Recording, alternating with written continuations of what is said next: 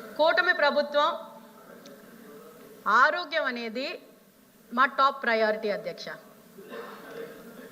Centre నుంచి ప్రధానమంత్రి గారు కానివ్వండి, ఇక్కడ సీఎం గారు చంద్రబాబు నాయుడు గారు కానివ్వండి, deputy chief minister Pawan Kalyan garu కానివ్వండి, మా కూటమి ప్రభుత్వం వచ్చిన తర్వాత health care is a top priority.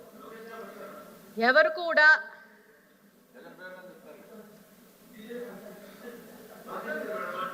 కూడా ఒక ప్రాణానికి విలువ మనం కట్టలేం అధ్యక్ష. కానీ ఆ ప్రాణాన్ని కాపాడుకునే బాధ్యత పబ్లిక్ రిప్రజెంటేటివ్స్గా, పబ్లిక్ పాలసీ మేకింగ్ రిప్రజెంటేటివ్స్గా మన బాధ్యత అధ్యక్ష.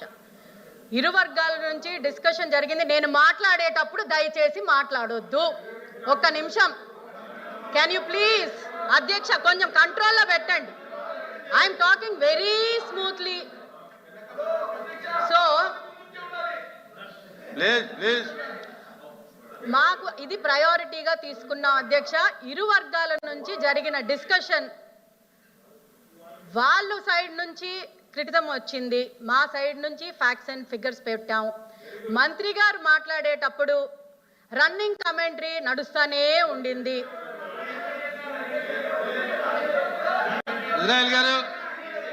దయచేసి హౌస్ లో ఆర్డర్ లో పెట్టకపోతే మాత్రం మా వ్యూస్ మీ ముందు పెట్టడం చాలా కష్టం అధ్యక్ష. ఇలాగైతే మంత్రి గారు చెప్పినంతసేపు రన్నింగ్ కమెంటరీ చేశారు. మంత్రి గారు అసలు ఏం చెప్పారు? చెప్పాను అధ్యక్ష, నేను చెప్పేది ఖచ్చితంగా చెప్తాను. హెల్త్ కేర్ యూనివర్సిటీ కానీ, హెల్త్ కాలేజెస్ గురించి, మెడికల్ కాలేజెస్ గురించి కానీ, హెల్త్ కేర్ గురించి కానీ ప్రతిపక్షానికి మాట్లాడే అర్హత లేదు అని నేను ఘంటాపదంగా చెప్పగలను అధ్యక్ష. ఎందుకు అంటే నాట్ జస్ట్ హెల్త్ కేర్ అధ్యక్ష, ఈవెన్ అబౌట్ ఎస్సీల గురించి దయచేసి మాట్లాడొద్దు. నేను అధ్యక్ష, మీకు మీ అందరూ చేతిలోని ఫోన్లు ఉన్నాయి అధ్యక్ష. నేను చెప్పేది చెప్తాను, అందరికీ చెప్తాను. మీ అందరి మీ చేతుల్లో ఫోన్లు ఉంటాయి అధ్యక్ష. హాల్లో ఉన్న ప్రతి ఒక్కరి దాంట్లోని చాట్ జీపీటీలోని దయచేసి డాక్టర్ సుధాకర్ గురించి కొట్టండి అధ్యక్ష. ఆయన ఎలా చనిపోయారు, ఆయన ప్రాణం ఎలా పోయింది అని న్యూట్రల్ ప్లాట్ఫామ్ చాట్ జీపీటీలోనే వస్తుంది అధ్యక్ష. ఇది మేం చెప్పింది కాదు అధ్యక్ష. టైప్ చేయండి అధ్యక్ష, టైప్ చేయండి. టైప్ చేస్తే పీపీపీ కిట్ అడిగిన పాపానికి ఆయన మనోవేదనకి గురయ్యి లాస్ట్కి ఆయనకి హార్ట్ అటాక్ వచ్చింది. అంటే మీరు అధ్యక్ష, by point all the discussion was made in the house అధ్యక్ష. by point everything was made.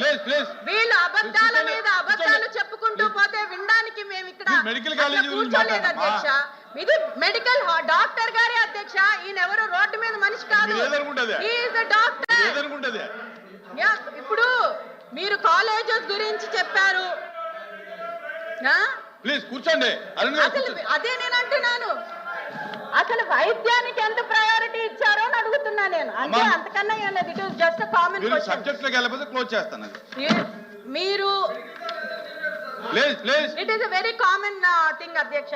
నాకు ఇచ్చిన అవకాశం నేను ఒకవేళ మీ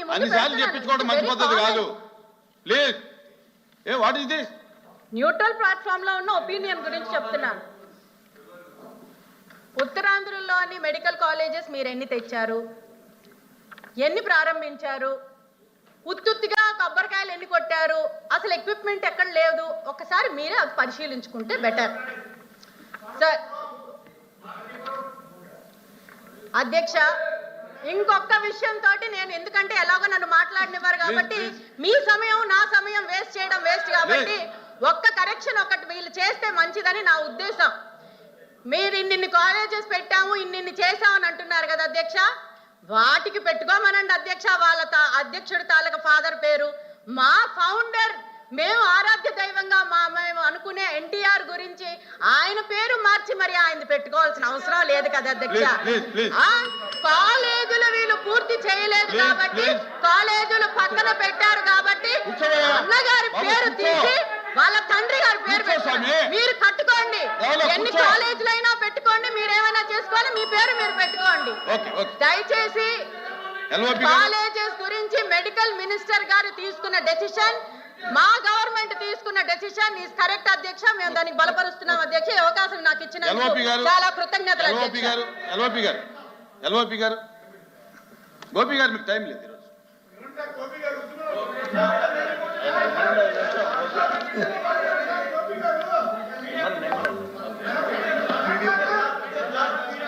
సార్ లేదు లేదండి, ఈరోజు లేదు రేపు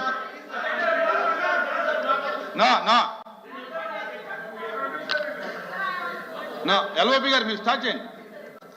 అధ్యక్ష,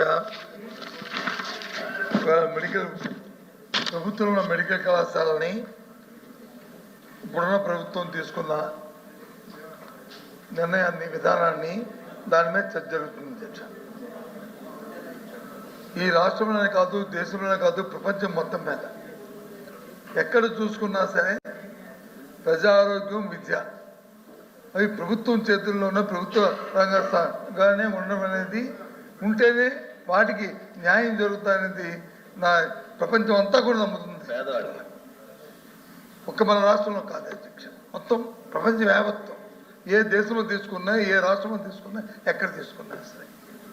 ఇప్పుడు మా సభ్యులు మాట్లాడినప్పుడు కూడా ఈ PPP ఏదైతే పబ్లిక్ ప్రైవేట్ పార్ట్నర్షిప్ మోడల్ అని చెప్పారో, ఏ రాష్ట్రాల్లో మరి మంత్రి గారు ఈ ఇంతకుముందు చెప్పినప్పుడు కానీ, లేకపోతే ప్రెస్ మీట్లో కానీ ఏ రాష్ట్రాలు చెప్పి ఏ విధంగా ఫెయిల్ అయ్యావు అనే విషయాన్ని కూడా వారు చెప్పడం జరిగింది అధ్యక్ష.